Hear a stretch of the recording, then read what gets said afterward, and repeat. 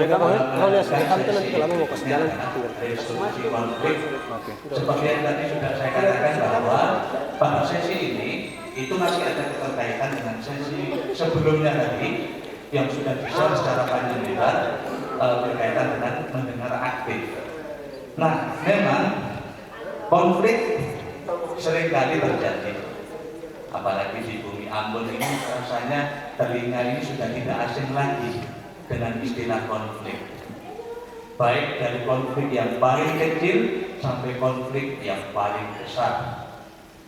Solusinya pun juga itu tidak sama. Bagaimana memberikan solusi konflik kepada anak-anak, sampai konflik keluarga, konflik antar agama, konflik antar iman, antar budaya. Karena itu sesungguhnya lagu yang kita nyanyikan tadi di awal itu mengajarkan kepada kita, memberikan pesan kepada kita mengenai pentingnya nilai persatuan. Kita boleh berbeda dalam budaya, boleh berbeda di dalam bahasa, boleh berbeda dalam agama sekalipun, tapi kita disatukan oleh satu bahasa, satu bangsa, ya, satu rasa. Kita memiliki Indonesia ini adalah bumi kita yang sama, tempat kita hidupkan, ya. Jadi nilai itu sungguh-sungguh sangat mendalam untuk kita internalisasi dalam diri kita, lalu kemudian kita eksternalisasikan keluar. Jangan hanya nilai itu kita tabung, nanti ditabung Pak ya, ditabung di dalam komunitas kita. Kita sudah punya banyak konsep mengenai persatuan, sudah punya banyak konsep mengenai kebinekaan, tetapi kita miskin implementasi. Kita miskin bagaimana merealisasikan itu dalam kehidupan sehari-hari, sehingga apa yang ada di dalam otak kita itu sesungguhnya tidak bermanfaat sama sekali. Mari kita belajar lebih jauh bagaimana resolusi konflik yang terjadi di lingkungan sekolah kita. Saya mau tanya kepada Bapak Ibu, pernah mendapati anak didik siswa yang Bapak Ibu ajar konflik satu sama lain? Sering Bu ya?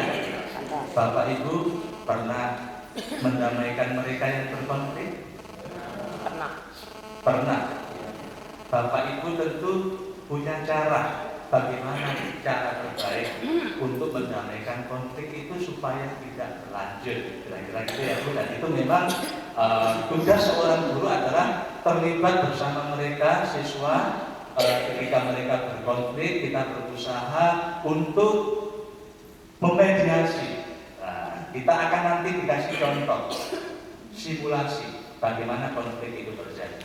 Nah, kepada Bapak Ibu yang bersangkutan kami persilakan untuk ke depan.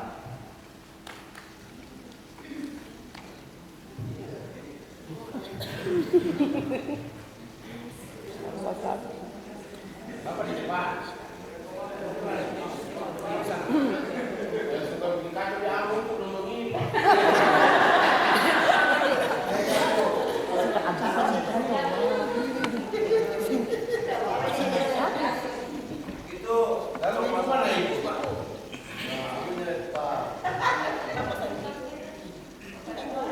Proklamasi kami bangsa Indonesia dengan ini menyatakan kemerdekaan Indonesia.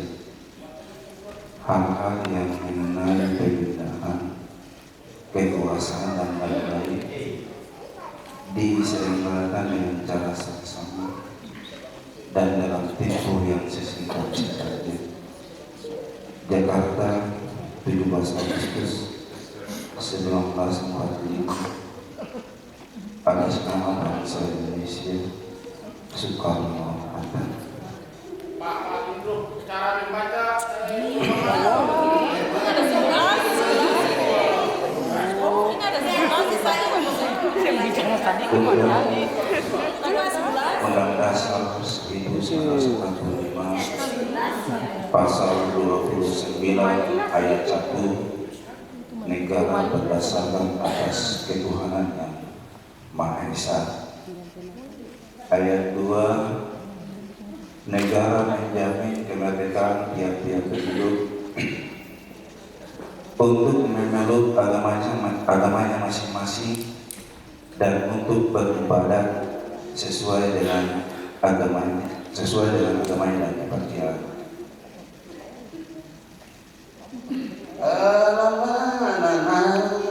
Halo, Negara Republik Indonesia adalah negara yang berbentuk kesatuan.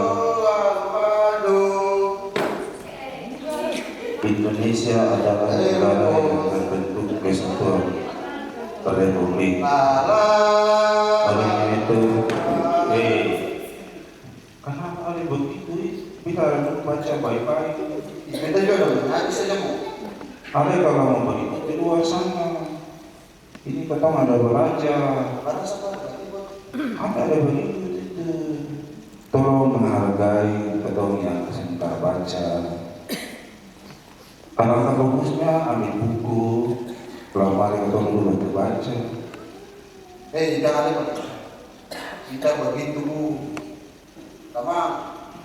Dan sekali pintar, kali mau berbeda. Beta kalau teman beta kalau pintar, beta baca buku lagi. Masa minum pintar beta baca buku? Jangan esok begitu teman. Teman jangan begitu. Ketong ini belajar menghargai. Jangan begitu itu sih bagus. Ada yang cari muka apa? Mau cari muka bagaimana? Muka suara mau cari.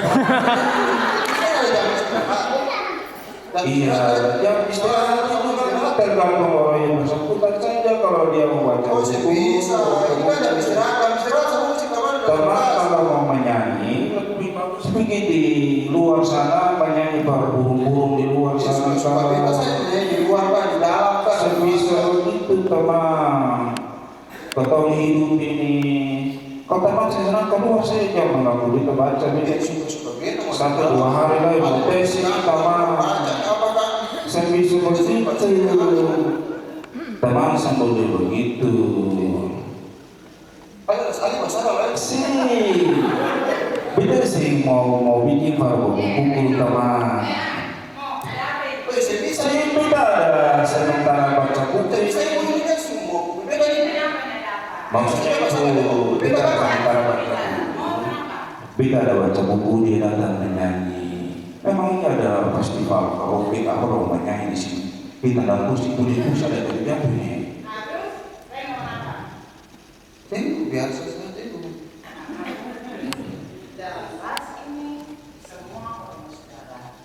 Kami saja tadi ada jam istirahat, yang semua harus istirahat, ya. Tapi kalau mau dalam kelas, mau sementara membaca itu bukan salah. Jangan mereka langsung mereka mau berpindah ke apa tidak boleh. Kalau teman ada salah, harus tunggu baik-baik.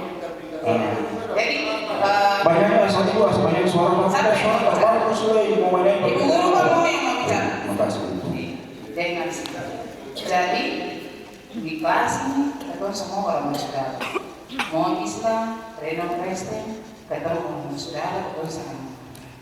Tidak boleh marah, tidak boleh saling bertengkar mulut, ya. Jadi lain kali masing-masing harus saling menghargai satu dengan yang lain. Kalau mau ada baca, Reno sampai siapa saja bos, baca apa tuh?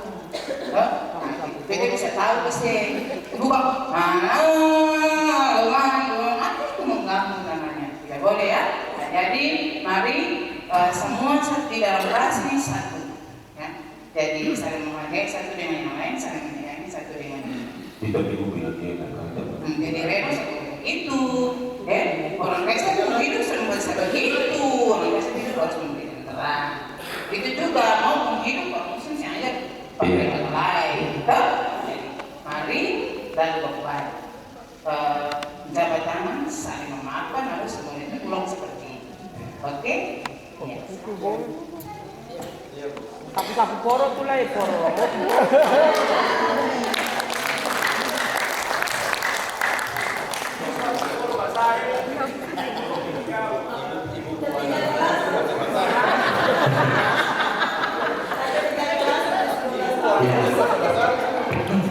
Itu tadi simulasi konflik ya.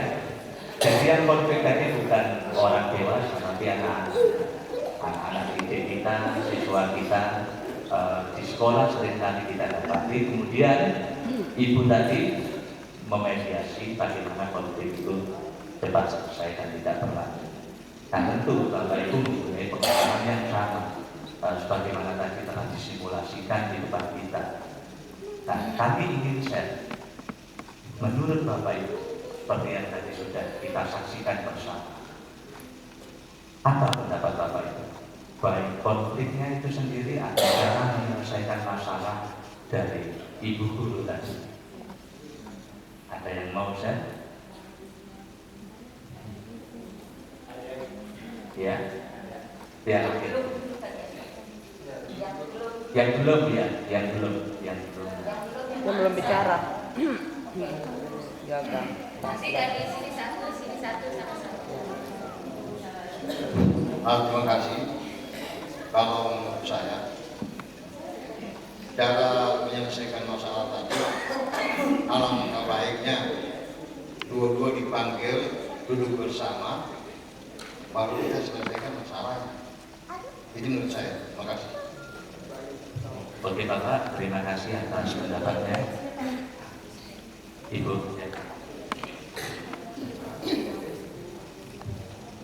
Ya, menurut saya dari peristiwa yang tadi, penyelesaian konflik yang tadi itu sudah bagus. Artinya ibu guru tadi mengambil dengan cara pendekatan agama. Artinya pertama tadi sudah memberikan kesempatan bagi kedua siswa untuk membicarakan, dan guru sebagai pendengar yang aktif. Dan pendekatan yang berikut yaitu guru sudah menyelesaikan itu dengan pendekatan agama, dan selesai itu juga keduanya sudah berjabat tangan untuk memaafkan satu dengan yang lain. Ya, terima kasih. Terima kasih Ibu. Ya, jadi tadi Ibu berpendapat bahwa tadi sudah benar karena guru mencoba menyelesaikan dengan menggunakan pendekatan agama. Menurut Bapak tadi kurang bagus, harusnya dipanggil dulu dua anak itu didudukkan, kemudian diajak bicara bersama. Ada yang punya pendapat lain? Saya pilih ya. Sebelah kiri, ya, sebelah kiri. Yang belum pernah berbicara. Ya, terima kasih. Terkait dengan apa yang terjadi tadi, bahwa setiap permasalahan kita harus lihat skala permasalahannya dulu. Kalau misalnya skala permasalahan antara kedua orang siswa itu bisa langsung spontanitas ditangani oleh guru yang bersangkutan atau wali kelas. Tapi kalau misalnya skalanya itu dia ada luas sedikit, berarti tidak bisa ditangani secara langsung oleh wali kelas. Nanti mereka berdua akan berkelahi di situ. Kondisinya berbeda. Dia juga sebenarnya. Olehnya itu kita pelajari permasalahannya dulu, kita panggil satu persatu dulu. Lalu harus ada orang kedua untuk menangani itu. Kalau misalnya langsung dia tangani, keduanya bisa berkelahi di situ, bisa berantem. Olehnya itu kita bisa satu persatu, kita tanya mereka. Setelah itu kita tanya satu lagi, setelah itu baru kita satukan mereka untuk penyelesaian masalah. Betul kayak Bapak ya. Jadi ditanyakan dulu masalahnya apa gitu ya. Oke, ya. Ini Bapak Ibu guru ini sudah sering kali menangani konflik. Tapi tentu ada yang kurang pas dengan simulasi. Ada pendapat lain?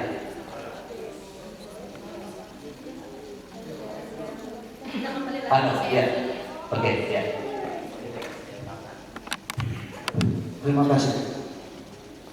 Sebenarnya sudah baik, tetapi dalam skala yang menurut saya begini, bahwa setiap terjadi konflik antar anak, perbedaan pendapat semacam itu, sebaiknya kita tenangkan mereka dulu, kita pisahkan antara satu yang lain, kita berikan bahasa tenangan, tidak perlu kita bicara masalah mereka, kita tenangkan. Setelah itu kita bawa ke dalam ruangan yang lebih bagus, kita dudukkan secara bersama, kemudian kita gali informasi tentang akar permasalahan. Tetapi saya lihat dari simulasi tadi bahwa itu hanya bersifat pertengkaran mulut. Tetapi kalau persoalannya agak-agak besar-besarnya, tiba-tiba tadi langsung dia palungku, orang Ambon bilang palungku. Berarti penanganannya juga berbeda, tidak biasa macam itu.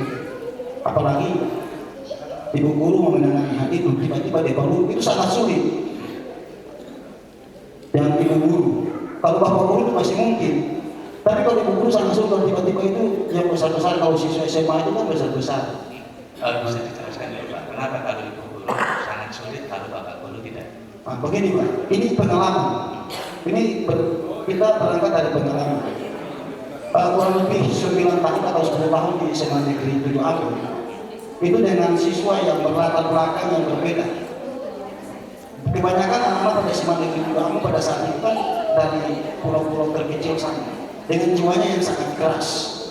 Nah ketika mereka dekat, itu kalau guru mengenang itu sangat sulit. Mereka tidak hargai, apalagi guru yang lemah lembut. Kalau sekedar perang mulut bisa, tapi kalau perlu baca ke guru lari, susah. Makanya lebih banyak itu bapak-bapak guru yang di bidang ini ketika ada anak-anak yang itu baru sebatas antara kelas, apalagi antara sekolah. Bahkan ibu guru sudah angkat rok lari semua, rok-roknya diangkat lari ke gunung-gunung. Jadi bagaimana prosesnya? Langkah pertama tadi perlu kita benahi dulu, menyenangkan, saat tenangkan dia, perasaannya ditenangkan, kemudian kita panggil, kemudian kita berikan arahan kali ada permasalahannya, kemudian bagaimana caranya kita mengambil jalan keluar. Mungkin begitu sebentar. Oke, terima kasih. Terima kasih. Sebelum ke sini tanya di sini karena dia mau tanya apa ya? Jadi kesepakatannya sih. Ini aja.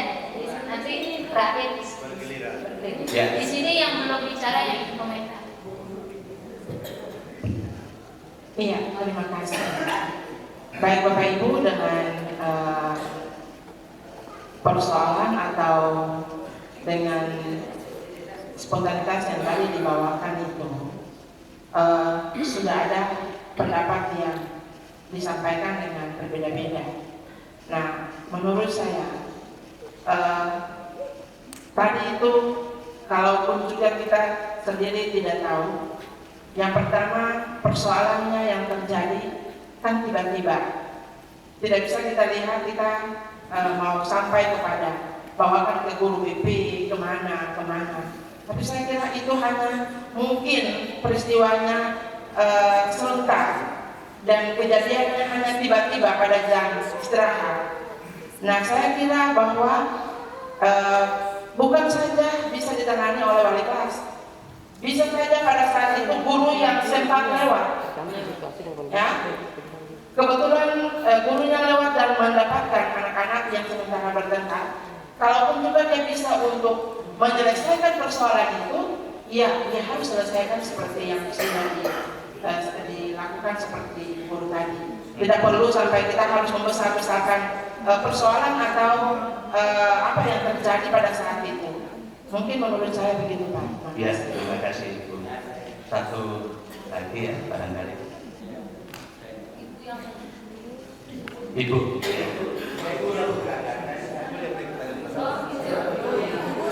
Yang konflik ya. Tidak. Untuk saya tidak.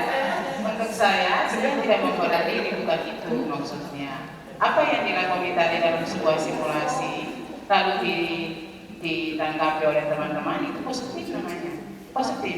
Maksudnya kita terima apa yang disampaikan itu, kita terima, dan itu sebuah bentuk-bentuk mencari sebuah solusi. Dan mestinya bahwa di sekolah itu motif masalah itu beda, banyak motif masalah itu beda-beda. Jadi wajar kalau tadi lakukan simulasi itu ditanggapi oleh teman-teman itu sebuah respon positif untuk semua kita jika kita memperoleh sebuah masalah dari anak seperti itu. Makasih. Iya. Oke, ya sudah banyak pendapat yang bermunculan dan Bapak Ibu sekalian, ya tentu tujuannya baik. Seharusnya bagaimana memecahkan konflik siswa yang sedang berkonflik. Nanti kita akan kasih tahu bagaimana LVI memberikan cara-cara, metode menyelesaikan konflik. Mbak, minta tolong. Ini seperti yang tadi pada aktivitas mendengar aktif, bahwa hal-hal yang menjadi penghalang ketika kita mendapati konflik yang dilakukan oleh siswa, pertama adalah menuduh. Menuduh itu menjadi hambatan. Kamu yang salah, karena kemarin kamu juga seperti ini. Tiap ada konflik pasti kamu tak pernah yang lain. Kemudian menyalahkan. Seorang guru tiba-tiba menyalahkan, ya, setelah mendengar pengakuan dari kedua orang yang sedang berkonflik. Tentu masing-masing orang ingin benar di depan gurunya. Ada nggak orang yang ingin mengaku salah? Di awal-awal, umumnya ya, kita bicara pada umumnya siswa kita yang sedang berkonflik, ya. Seorang guru tiba-tiba menyalahkan, ya. Kemudian mengalihkan. Udah, ini nggak perlu diteruskan, yang lain aja, yang penting kamu masuk. Tapi konflik terus berjalan karena di dalam diri anak ada dendam. Konflik itu belum selesai. Seperti itu bisa. Lalu kemudian memberikan solusi.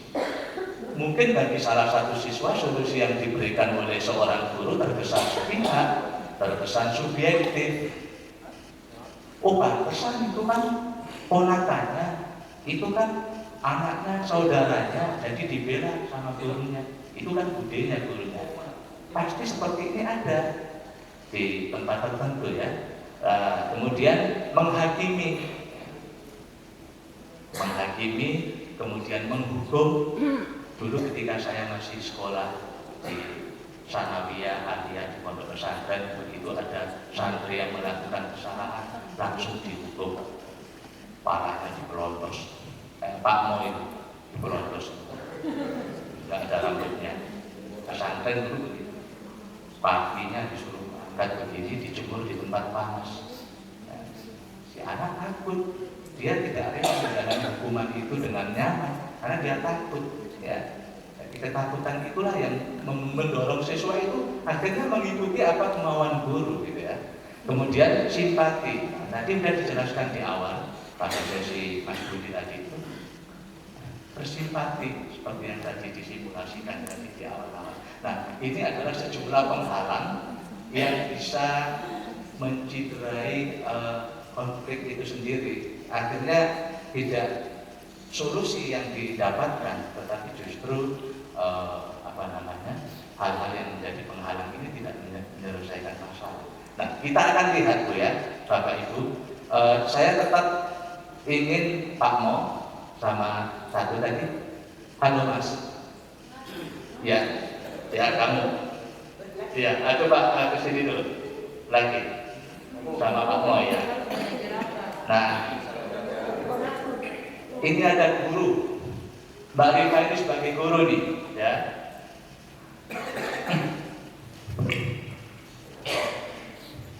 Di sini biar agak lebih dekat, ya. Pak Khalid. Ya.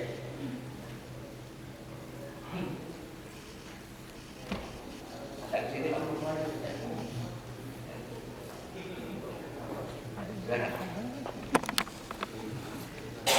Oke.